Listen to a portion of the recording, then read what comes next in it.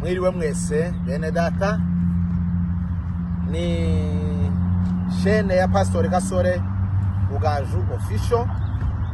Ndabifuriza gukora subscribe, commentaire ndetse na share. Kuko bisanzwe biganiro byacu twibandaho cyane n'ibyo gufasha kuyobora kuganisha ku byiza. Gusa makuru ni ukubabwira ko twahorutse muri Canada, twarabasezeye tuja kuza twakoze ibiganiro byo gusezera. Twarasezeye bien sûr, tuvuga ko tugiye Imana ko kwiradufasha ijana natwe iratuyobora iraturinda tuva Nairobi turahuruka. Ubyumve ko urugenzi rwari rugoye kubwo impamvu nyinshi.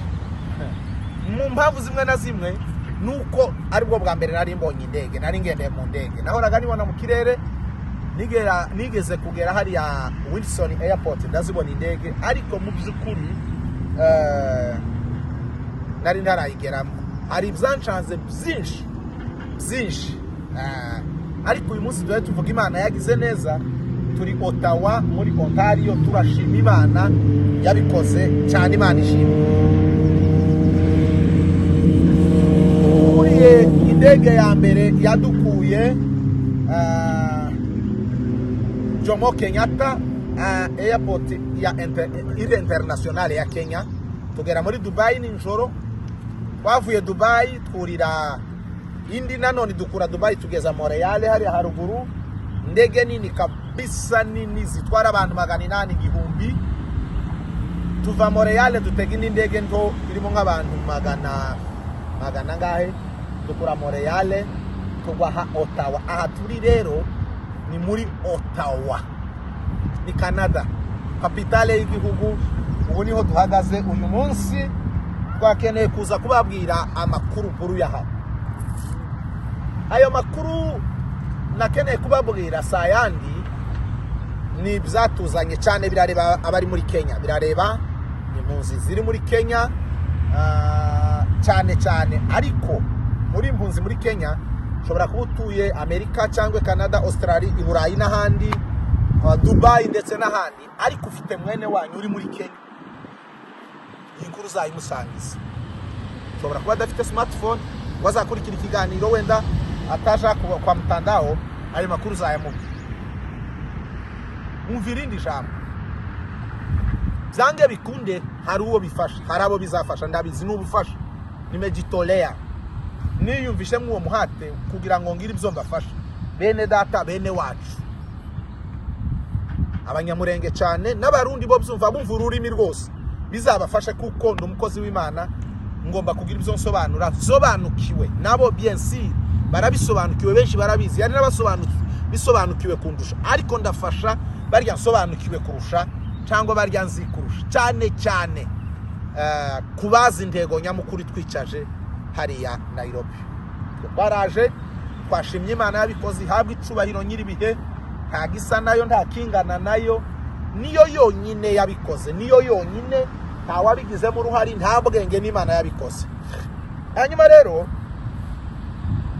uyu mugoroba ndagira ngo ngire icyo mbasangiza, ndagira ngo ngire icyo mbabwira, ndagira ngo mvuga amagambo abiri. Ijambo rya mbere ndavuga processus kwitangira no kwirangira. Dede ndavuga hari ama office wakomangaho. 3 ndakurangira ibanga, amabanga akomeye yagufasha kugira ngo uve mu gihugu vuba uko ubyifuza. Hari impunzi zose zitakeneye resettlement, ariko niba uri impunzi ishaka resettlement hari icyo zakukubwira. Iyo ugeze Nairobi uri impunzi Italian, uhamagara 1517.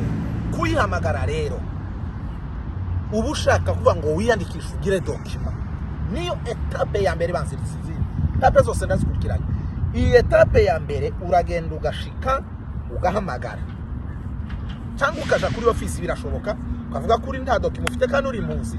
Ugomba kwakirwa, ugomba gushugurikirwa. Iyo umaze guhamagara bakagufugashika, hari ibikorwa hari ibikorwa, ibyo bikorwa ni ibinyabaki, baguha dokima. Iyo ushitse ukora ka interview gato benshi bitiranya, ako ka interview gato kaba karimo kukubaza umwirondoro w'amashuri wize, ababyeyi bawe, abana bawe, abo muvu. Donke nibyo cyane n'impamvu wahuze mukumva, n'impamvu wahuze.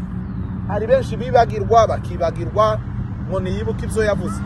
Zirikana ako kantu, zirikana ako ka interview gato ni kanini, kuko umunsi niwo munsi bagufunguriye fayilo yawe ibizinze, fayilo yawe irazinze.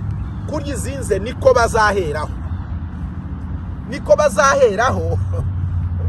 umunsi uzoje gukora interview ikurikira ngo baze, niko baheraho nikarya. Uzorebe fayilo kaba karambitse imbere za mpapuro wujuje, kenshi baranaguha cyangwa akaguha umusemuzi ngo wuzuze ibirambitse imbere yawe, kugira ngo uhagurukane interview neza, izaguhesha resettlement, izagufasha.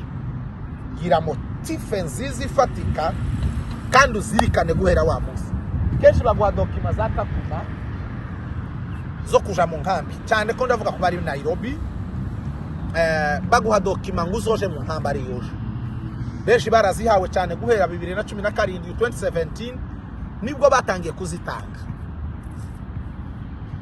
Ariko birashoboka, ushobora kujayo naho barakorerwa neza cyane. Ndibuka tuza hari abantu twazanye bavuyeyo benshi kuturuta, ndetse abari bavuye Nairobi. Zumvikane ko naho atari ahantu habi wajyayo, ariko uramutse udashaka kujyayo, ntukicare ngo tuze mu nzu ngo unyurwe ngo ubike ibipapuro. Kugeza ubu hari abantu basi 2017 18 2019 2020 bashobora kuba bagifite